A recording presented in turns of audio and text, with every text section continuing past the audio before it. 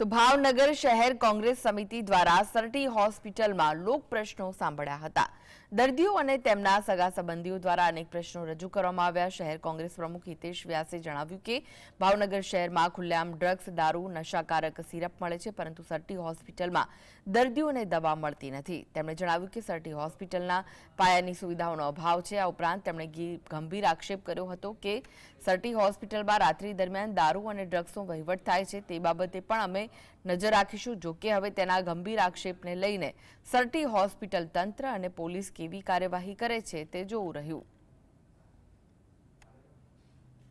ભાવનગર શહેરમાં દારૂ, ગાંજો, drugs, licence વગરના ફાર્માસ્યુટિકલ્સ, કફ સિરપ્સ ઘરે ઘરે અને બધા વિસ્તારમાં છૂટથી મળે છે, પરંતુ આ સરટી હોસ્પિટલ જે ગરીબ અને સાવ મધ્યમ વર્ગના માણસો માટેની સારવાર માટેનું ઉત્તમ સ્થળ ભાવનગર મહારાજા સાહેબે આપેલું છે। એમાં લોકોને યોગ્ય પ્રમાણમાં દવા સમય નથી મળતી। લગભગ બધી સ્ટેશનો તૂટલી, કાટ ખાઈ ગયેલી અને ત્રાસી અને વ્હીલ ન હોય એવી